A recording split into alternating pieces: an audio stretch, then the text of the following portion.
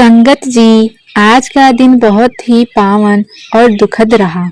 रविवार का दिन, जब डेरा ब्यास की पावन धरती पर फिर से मालिक की असीम दया और कृपा का बरसा हुआ। सुबह से ही संगत के चेहरे पर एक अनोखी चमक थी, मानो हर कोई उस एक झलक के इंतजार में सांसें गिन रहा हो। हवाओं में नाम की मिठास थी, पंछियों की आवाज भी जैसे सतनाम गा रही थी। चारों ओर श्रद्धा और प्रेम का सागर लहरा रहा था। सुबह का सूरज जैसे ही उगा, डेरा का वातावरण और भी पवित्र हो गया। संगत की भीड़ इतनी विशाल थी कि जहां तक नजर जाए सिर ही सिर दिखाई दे रहे थे, पर हर चेहरा नर्म, शांत और प्रेम से भरा था। हर किसी के दिल में एक ही भावना थी, आज मालिक के दर्शन होंगे, आज उसकी वाणी सुनने को मिलेगी। जब बाबा जी और हुजूर जी स्टेज पर पधारे, तब शब्द चल रहा था। वह शब्द इतना मधुर था कि संगत की आंखों से आंसू अपने आप बह निकले, मानो शब्द के हर सुर में परमात्मा की महक हो और हर शब्द दिल की गहराइयों में उतर रहा था। जब बाबा जी ने संगत की ओर दृष्टि डाली, तो ऐसा लगा जैसे समय थम गया हो। हजारों दिलों में शांति उतर आई। बाबा जी ने सत्संग आरंभ किया और उनके पहले ही शब्दों में वह करुणा थी जो सीधे आत्मा को छू जाए। आज का सत्संग लगभग 1 घंटा 5 मिनट चला, लेकिन जो सुना गया वह अमृत बनकर आत्मा में बस गया। बाबा जी ने वाणी की शुरुआत में फरमाया, यह गुरु घर की वाणी है, यह हमारे लिए राह है, यह वह नूर है जो अंधकार में प्रकाश करता है। आपने कहा कि तीसरी पातशाही गुरु अमरदास जी ने हर की पूजा दुर्लभ है संतो। वाणी में जो उपदेश दिया वह इस बात का प्रतीक है कि असली पूजा बाहरी नहीं, भीतर की होती है। उन्होंने बताया कि हम सब उस मालिक की भक्ति तो करना चाहते हैं, उससे मिलना चाहते हैं, पर हमें सही रास्ता नहीं मिल पाता। बाबा जी ने कहा, देखो हमें गुरुवाणी बार बार यही समझा रही है कि सब कुछ घर में बाहर नाही, जो बाहर ढूंढे सो भरम भुलाई। आपने समझाया कि हम उसे बाहर क्यों ढूंढते हैं, क्योंकि हमारा मन बाहर भागता है। यह मन हमें कभी स्थिर नहीं रहने देता।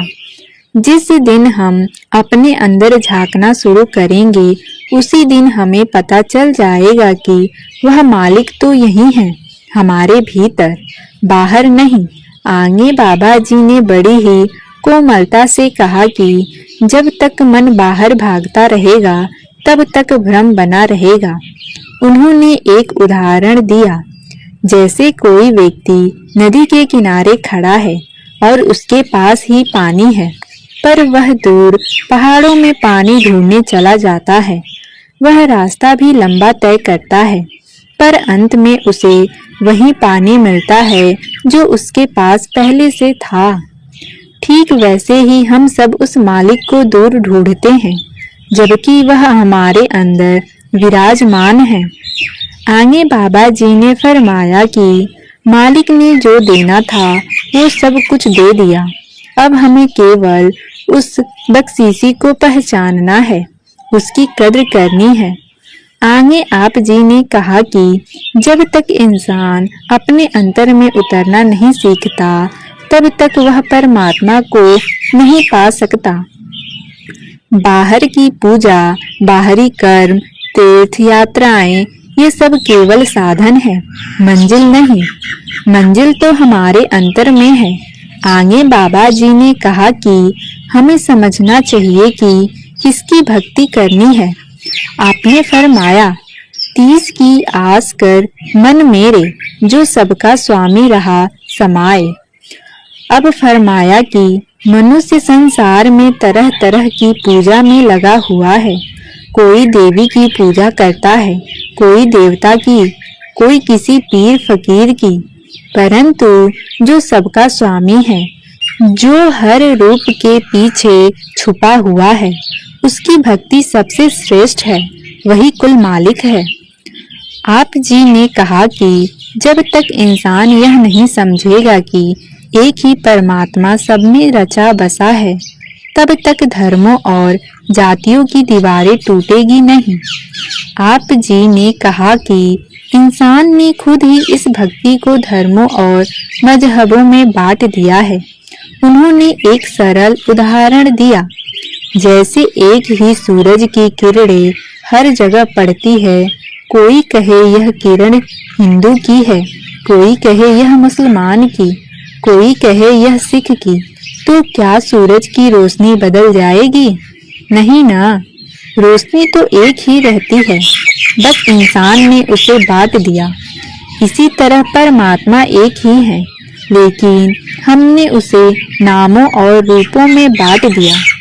बाबा जी ने आगे 10वीं पातशाही गुरु गोविंद सिंह जी का उदाहरण दिया। उन्होंने कहा कि 10वीं पातशाही ने परमात्मा के 1100 से भी अधिक नाम लिखे और अंत में कहा अनामी, यानी वह जो किसी नाम में बंधा नहीं जा सकता। फिर अपनी मौज में फरमाया, बलिहारी जाऊं जेथे तेरे नाम। इसका अर्थ यह है कि परमात्मा को किसी नाम में बांधा नहीं जा सकता, पर जो भी नाम लिया जाए वह उसी का है। बाबा जी ने कहा कि गुरु कोई शरीर नहीं, शरीर तो केवल माध्यम है। गुरु वाणी की पंक्ति फरमाई, शब्द गुरु सूरत धुन चेला। उन्होंने समझाया कि असली गुरु वह शब्द है जो हमें उस मालिक तक पहुंचाता है। आपने कहा यह शरीर तो केवल शमशान तक साथ जाता है, उसके बाद नहीं। शरीर की ताकत सीमित है, परंतु शब्द अमर है। शब्द वह धुन है जो आत्मा को उस अनंत से जोड़ती है। आगे बाबा जी ने फरमाया कि बहुत लोग यह सोचते हैं कि किसी जगह जाने से, किसी दरबार में माथा टेकने से या किसी बाबा से मिलने से मुक्ति मिल जाएगी, पर यह गलत फहमी है। उन्होंने कहा कि जब तक हम भजन बंदगी नहीं करते, जब तक उस शब्द से नहीं जुड़ते, तब तक कुछ नहीं बदलता।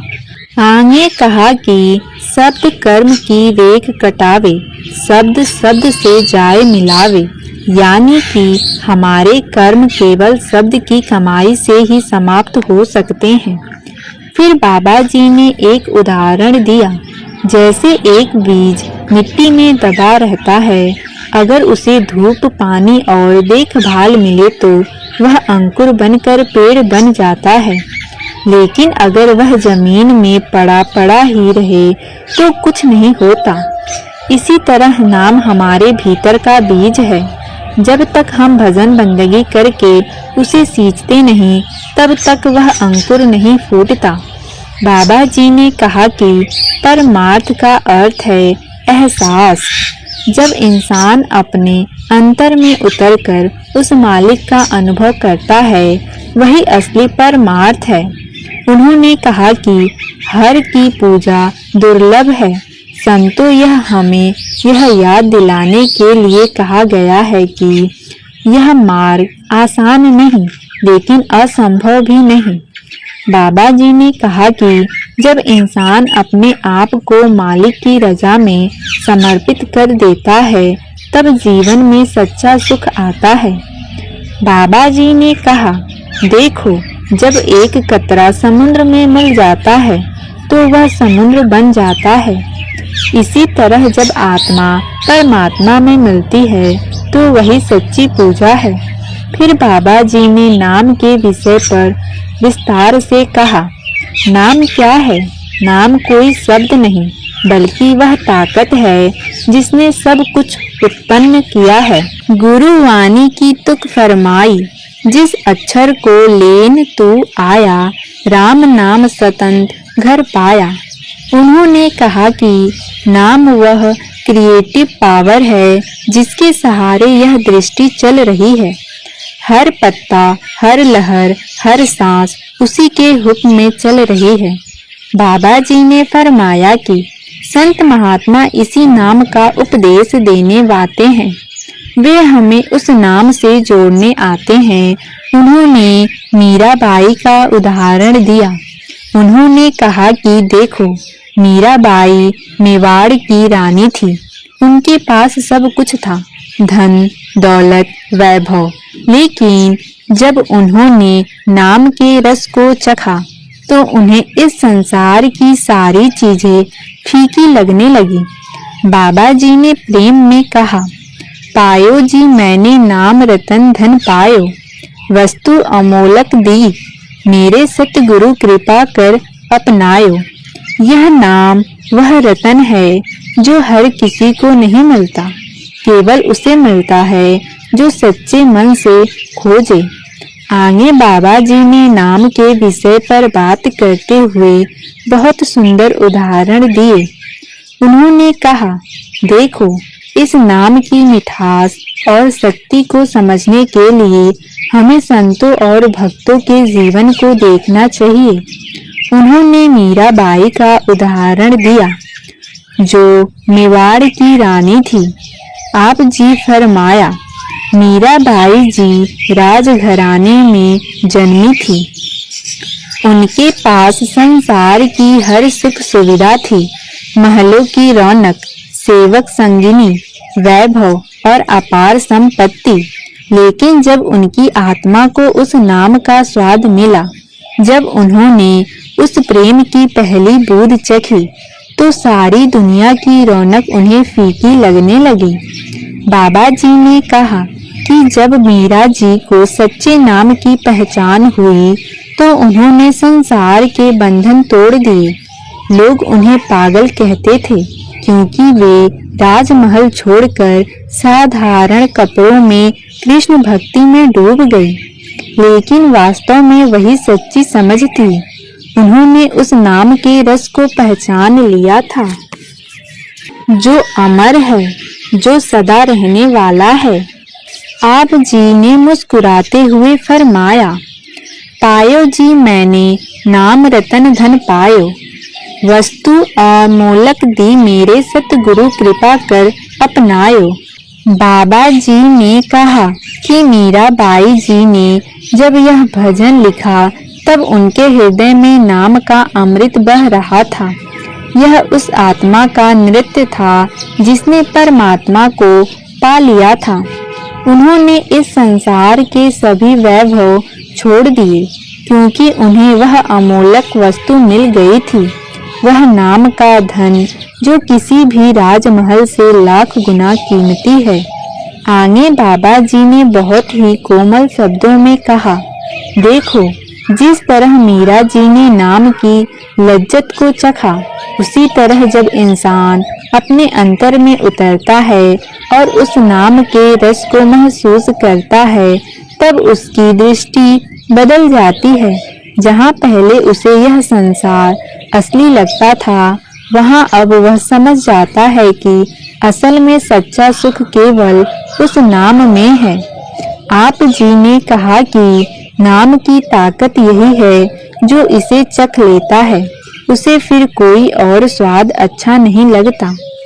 मीरा जी ने नाम के प्रेम में इतना डूब कर कहा था, मेरे तो गिरधर गोपाल दूसरों न कोई। और बाबा जी ने फरमाया, यही भाव हर साधक के भीतर होना चाहिए। जब हमारी आत्मा उस शब्द से जुड़ जाएगी तो हम भी मीराबाई की तरह कह सकेंगे, पायो जी मैंने नाम रतन धन पायो। इसलिए बाबा जी ने कहा, हमें भी उसी मीरा जैसी प्यास रखनी चाहिए, वही तड़प, वही चाह कि उस नाम के बिना जीवन अधूरा है। जब हम भी उस नाम की कमाई करने वाले बन जाएंगे तो यह संसार हमें वैसा ही फीका लगेगा जैसा मीरा जी को लगा था। फिर बाबा जी ने कहा कि नाम की कमाई करने वाला बनो। जैसे कोई किसान अपनी खेती करता है, वह रोज मेहनत करता है, सिंचाई करता है, बीज बोता है और फिर फल पाता है। उसी तरह नाम की खेती भी करनी पड़ती है। यह कोई एक दिन का काम नहीं, यह जीवन का उद्देश्य है।